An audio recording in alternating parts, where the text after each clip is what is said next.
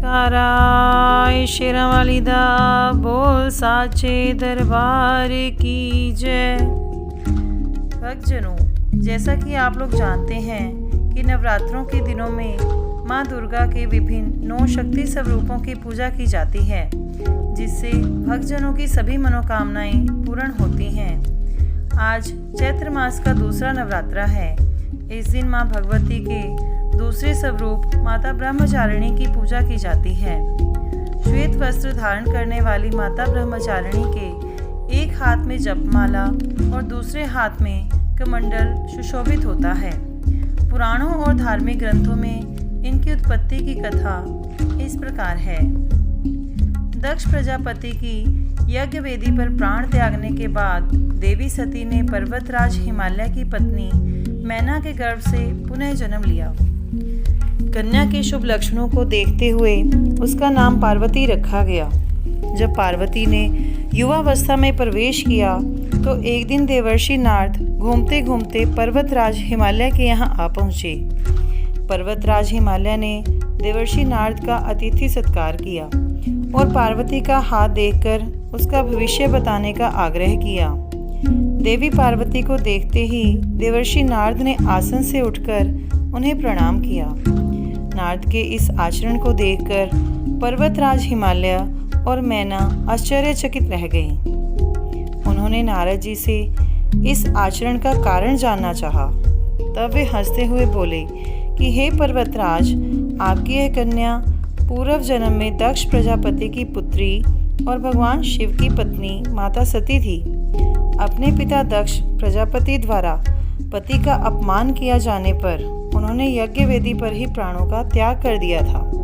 अब उन्होंने देवी पार्वती के रूप में पुनः आपके घर में पुनर्जन्म लिया है, इसीलिए मैंने इन्हें प्रणाम किया। अपने सुकर्मों के कारण यह इस जन्म में भी भगवान शिव की पत्नी बनने का गौरव प्राप्त करेंगी। देवर्षि नारद की बात सुनकर देवी पार्वती ने उनसे भगवान शिव की प्राप्ति का उपाय पूछा। नारद जी ने उन्हें कठोर तप द्वारा शिव जी को प्राप्त करने का उपदेश दिया। नारद जी के उपदेश अनुसार देवी पार्वती ने भगवान शिव जी को पति रूप में प्राप्त करने के लिए सभी राजसी सुखों का त्याग कर कठोर तपस्या आरंभ कर दी। देवी पार्वती ने तपस्या के आरंभिक 1000 वर्ष कंदमूल खाकर व्यतीत किए। तत्पश्चात 3000 वर्षों तक केवल जमीन पर टूटकर गिरे हुए बेलपत्रों को खाकर वे तपस्या में लीन रही। इसके बाद अनेक वर्षों तक उन्होंने निर्जल और निराहार तपस्या करते हुए वर्षा, आंधी व धूप में भयानक कष्ट सहे। देवी पार्वती ने भगवान शिव जी की हजारों वर्ष तक कठोर तपस्या की। इस तपस्या के फलस्वरूप उनकी काया एकदम क्षीण हो गई।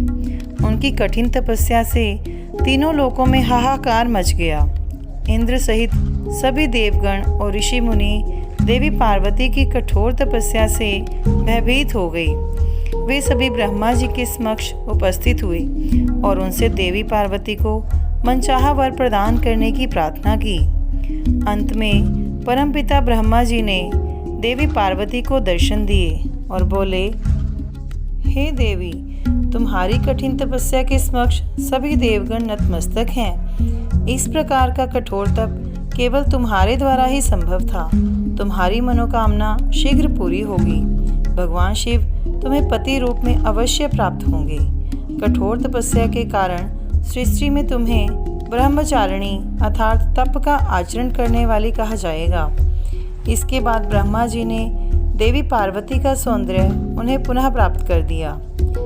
इस प्रकार देवी पार्वती को अपने तप के बल से भगवान शिव जी की पति रूप में प्राप्ति हुई और वे संसार में ब्रह्मचारिणी नाम से विख्यात हुई।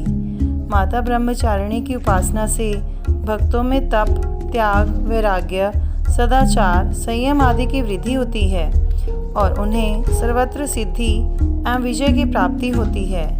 नवरात्रों के दूसरे दिन माता ब्रह्मचारिणी की पूजा अर्चना की जाती है। जयकाराय माता ब्रह्मचारिणी का बोल साचे दरबार की जय।